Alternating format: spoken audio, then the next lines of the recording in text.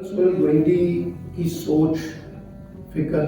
خیالات اور میری سوچ اور فکر اور خیالات میں کافی فرق ہے۔ میں دائیں بازو کی صحافت اور دائیں بازو کی سیاست اور دائیں بازو کی فکر سے متاثر ہوں، اور فرق سہیل گوئندی صاحب جو ہیں وہ بائیں بازو کی سیاست کے علم بردار ہیں۔ لیکن اس کے باوجود ہماری دوستی جو ہے وہ ایک سہیلی کے مانند ہے۔ وہ سہیلی جو یقین کریں کہ ہم ہر بات ایک دوسرے کے ساتھ کر سکتے ہیں،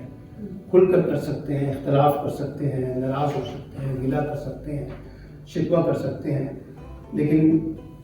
جان ایلیا نے کہا تھا نا کہ آؤ اختلافات پر اتفاق کر لیں، یعنی میرا ان کے ساتھ اتفاق رہتا ہے۔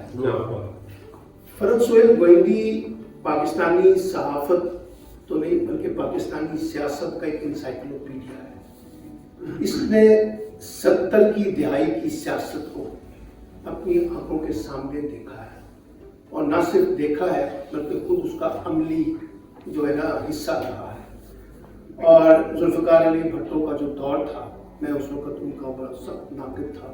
یعنی ہم تو بہت چھوٹے تھے، لیکن یہ کہ جو ہم نے پیپلز پارٹی کے خلاف سیاست کی، تو اس لحاظ سے اگر ہم دیکھیں تو میں نے جب فرق سہیل گوئندی کو بہت قریب سے پہلی دفعہ دیکھا، اور میں نے ان سے پہلی دفعہ جو سیکھا وہ ڈائیورسٹی کا تھا، اور وہ لرڈ یہ تھا کہ ہم مختلف سوچ کے لوگ، مختلف خیال کے لوگ، مختلف فرقوں کے لوگ، مختلف مذاہب کے لوگ، مختلف تہذیب کے لوگ اکٹھے رہ سکتے ہیں اور اکٹھے بیٹھ سکتے ہیں اور گفتگو کر سکتے ہیں اور مکالمہ کر سکتے ہیں۔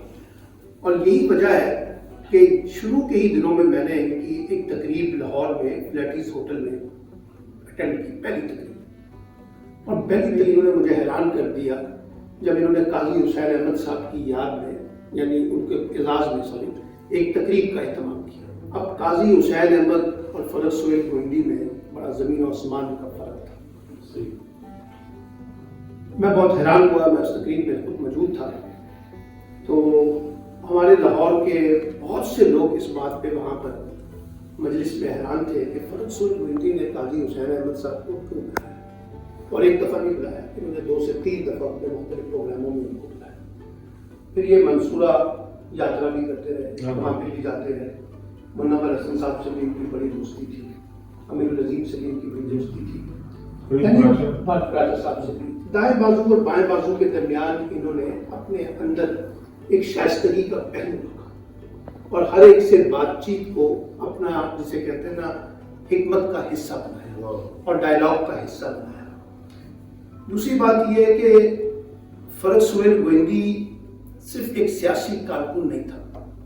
ہمارے ہاں بہت سے سیاسی کارکن ہیں جو بہت زبردست قسم کے سیاسی کارکن ہیں، لیکن علمی اور فکری بنیادوں پر ان کا علم نہ ہونے کی بنیاد پر ہوتا ہے۔ انہوں نے سیاسی کارکن کے ساتھ ساتھ علم کے ساتھ اپنا تعلق جو ہے اس کو ہمیشہ مضبوط رکھا، اور کتاب دوستی کے ساتھ ان کا تعلق ہمیشہ سے رہا۔ اور پھر ایک اور بڑی ان کی خوبی یہ رہی کہ انہوں نے صرف کتاب کو پڑھتے وقت کسی تعصب کا مظاہرہ نہیں کیا، بلکہ ہر فکر کے لوگوں کی کتابیں پڑھی، دائیں بازو کی بھی اور بائیں بازو کی، اور اس کے اندر سے پھر اپنا ایک نقطۂ نظر بنایا، اور اسی کے اندر سے پھر بحث بھی کی، مکالمہ بھی کیا۔ اور یہ اس زمانے میں روزنامہ جنگ میں چھپتے تھے جب ایک بندہ خواہش ہی کر سکتا ہے کہ جنگ کے اندر میرا کالم چھپنا چاہیے، اور اس زمانے میں یہ پاکستان ٹیلی ویژن پہ نمودار ہوئے جب کئی صرف اسٹیٹ میڈیا ہوتا تھا۔ پھر ایک زمانہ جو ان کا بہت شاندار ہے، کیونکہ میں نے خود پی ٹی وی میں کام کیا ہے، پاکستان ٹیلی ویژن میں بہت کم ہوتا تھا کہ کسی ریاست مخالف بیانیے کو پیش کیا جائے اور ایسے لوگوں کو لایا جائے جو ریاست کے بارے میں، اسٹیٹ کے بارے میں ایک مختلف سوچ اور فکر رکھتے ہیں۔ لیکن انہوں نے شاندار کارنامہ یہ کیا کہ وہاں ایسے ایسے لوگوں کو بلایا جن کی پہلی دفعہ پاکستان ٹیلی ویژن پہ انٹری ہوئی، اور وہ انٹرویوز موجود ہیں، اور آپ دیکھیے کہ اس میں ڈاکٹر مبارک علی سمیت ایسے ایسے لوگ تھے جو کہ ٹی وی پر نہیں آتے تھے، لیکن انہوں نے وہاں ان کے انٹرویوز، کمال کے انٹرویوز کیے، اور یہ ثابت کیا کہ اگر گفتگو شائستگی کے ساتھ، تہذیب کے ساتھ، تمدن کے ساتھ بات کی جائے تو وہاں سے بھی ڈائلاگ ہو سکتا ہے، اور یہ راستہ انہوں نے کھولا۔ اور میں جانتا ہوں جس وقت انہوں نے یہ ڈائلاگ شروع کیا تو وہاں لاہور میں بیٹھے ہوئے ہمارے لبرل دوستوں نے ان کا جتنا مذاق اڑایا اور یہ کہا کہ جناب فرد سول گوئندی اب ریاست کے ٹی وی پر بیٹھ کے یہ کام کرتا ہے، لیکن جب ان کو موقع ملا تو وہ سب سے آگے لائن میں لگنے والے تھے جب انہوں نے پاکستان ٹیلی ویژن کے اندر کام کیا. تو اس لیے یہ بحث ایک اور کانٹیکسٹ میں چلی جائے گی، میں اس میں نہیں جانا چاہتا. پھر انہوں نے خاص طور پہ کالم نگاری، کتابیں لکھنا، کتابیں چھاپنا، کانفرنسیں کا انعقاد کرنا، مکالمے کو فروغ دینا. ایسا لگتا ہے جیسے یہ فرد سول گوئندی کا عشق ہے، اور اس عشق کے علاوہ انہوں نے کوئی عشق نہیں کیا. اور اپنا اوڑھنا بچھوڑنا، لکھنے پڑھنے کو پھیلانا، خود پڑھنا، خود سمجھنا، دوسروں کو سمجھانا، دوسروں کے ساتھ لے کر چلنا، اس کو بنانا. پھر مجھے ایک بڑی زبردست بات بھی انہوں نے کہی جو مجھے بہت آج تک یاد ہے. جب محترمہ بینظیر بھٹو صاحبہ کی شہادت ہوئی، انہوں نے کہا کہ اب مسئلہ یہ ہے کہ میں بینظیر بھٹو پر بھی تنقید نہیں کر سکتا، کیونکہ اگر تنقید کروں گا تو لوگ کہیں گے کہ یار یہ شہید پہ تنقید کر رہا ہے. ان کی سخت ریزرویشنز بینظیر بھٹو کی پالیٹکس کے طرز عمل پر، ذوالفقار علی بھٹو کی سیاست کے بارے میں بھی اگر آپ پڑھیں، اور آج کی تو پیپلز پارٹی کے بارے میں بھی سخت ناقدوں میں شمار ہوتے ہیں. یعنی جس سے عشق کیا جس جماعت کے ساتھ، اس میں بھی اندھی محبت کا شکار تھی، اور اس کے اندر رہتے ہوئے بھی انہوں نے وہ تمام سوالات اٹھائے جو ایک سیاسی کارکن کی پختگی کو ثابت کرتی ہے. اور پھر اس کے بعد آپ یہ دیکھیے کہ ایک دانشور ہوتا ہے جو بنیادی طور پر ایک ڈسٹرکٹ کا، یعنی جس علاقے میں وہ رہتا ہے وہاں پر اس کی بڑی پہچان ہوتی ہے. پھر ایک صوبے کے اندر جاتا ہے، پھر ایک ملک کے اندر جاتا ہے، پھر ملک سے علاقائی سیاست میں جاتا ہے، پھر اس سے عالمی سیاست میں جاتا ہے. تو میں تو ان کو ایک عالمی سطح کا دانشور سمجھتا ہوں. اور سب سے بڑی بات یہ ہے دانشوروں کی 3 طرح کی ڈیفینیشنز ہیں. ایک ریاست کا دانشور ہوتا ہے جو ہمیشہ سے ریاست کے بیانیے کو فروغ دیتا ہے. ایک حکمرانوں کا دانشور بھی ہوتا ہے جو صرف آنے والی ہر حکومت کے بیانیے کو فروغ کرتا ہے. اور ایک ہوتا ہے پبلک انٹلیکچوئل جو عوام کے ساتھ اپنے آپ کو جوڑے رکھتا ہے اور عوام کی نبض پہ اس کی ہوتی ہے کہ کون سی بات کہنی ہے اور کس طرح سے نہیں کرنی. تو یہ پبلک انٹلیکچوئلز میں وہ بہت زبردست ہے. اور ان کی جو تاریخ ہے وہ ریاست کی تاریخ نہیں ہے، حکمرانوں کی تاریخ نہیں ہے، یہ فرد سول گوئندی کی تاریخ ہے جنہوں نے کئی دہائیوں پر بیس کر کے اپنی زندگی گزاری ہے. پیسہ کمانے کی بجائے انہوں نے اپنی وہ ساری جدوجہد جو ہے اس بنیاد کے اوپر لگائی ہے کہ پاکستانی سماج کو میں سیاست، جمہوریت، آئین، قانون، ڈائیورسٹی، ڈسکرمنیشن کے پہلوز، اپنا کیسے کہتے ہیں محروم طبقے، سوشل جسٹس، ٹھیک ہے، سماجی ہماہنگی، صوبائی مختاری، ریولوشن، ڈیسینٹرلائزیشن، یہ سارے کے شعبے ہیں. پھر پیس، ٹالرنس، اینٹی وار کانٹیکس، یہ ساری چیزوں کے اوپر انہوں نے اپنی انرجی لگائی. اور یہ ساری ایشوز میں آپ کو بتا رہا ہوں، یہ وہ ایشوز نہیں ہے جو حکومت میں جانے کا راستہ دیتے ہیں. یہ وہ ایشوز ہیں جو حکومت سے دور لے جاتے ہیں. تو اس لیے حکومت میں جانا ان کی شاید اگر منزل ہوتی تو پھر ان کا راستہ وہ ہوتا جو بہت سے لوگوں نے اختیار کیا ہے. انہوں نے وہ اختیار نہیں کیا. اب اس کتاب کے بارے میں صرف 2-3 باتیں کہہ کے، اس میں جو 32 کے یا 29 کے قریب آپ نے کہا کریکٹرز ہیں، اب ذرا کریکٹر سنیں سر. ہم تو صرف خواب دیکھ سکتے ہیں، کہتے ہیں نا تم نے تو محض خواب دیکھے ہیں، ہم نے ان کے عذاب دیکھے. بابا سوشلزم شیخ رشید ایک مکمل کہانی ہے سیاسی جدوجہد. معراج محمد خان، معراج خالد، ٹھیک ہے نا، کیا کیا بڑے نام، حنیف رامے جیسا بندہ. یعنی یہ وہ لوگ ہیں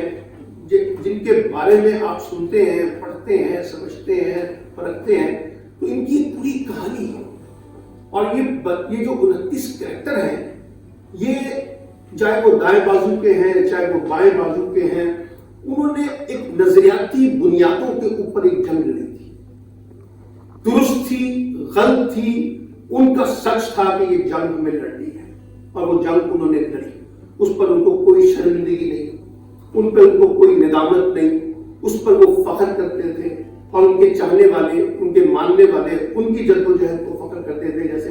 فرق سول گوئندی نے اس کو ان کو خراج عقیدت پیش کیا ہے۔ تو یہ ایک پوری کی پوری جدوجہد پر مبنی وہ کہانیاں ہیں،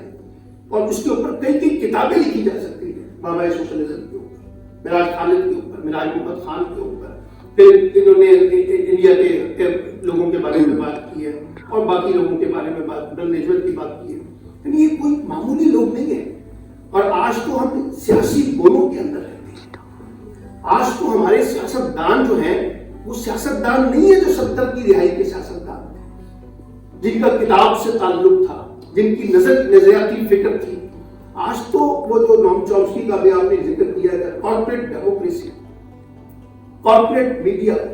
منافع پہ چلنے والا کھیل، پیسے پہ چلنے والا کھیل، جو جتنا بڑا سرمایہ دار ہے، جو جتنا بڑا پیسے لے کے آئے گا، اس کا جمہوریت میں اتنا ہی بڑا حصہ ہوگا، اس کا اتنا ہی بڑا میڈیا کے اندر حصہ ہوگا۔ میں ایک جرنلسٹ ہوں، مجھے پتا ہے اس وقت ہم کس کرائسس سے گزر رہے ہیں،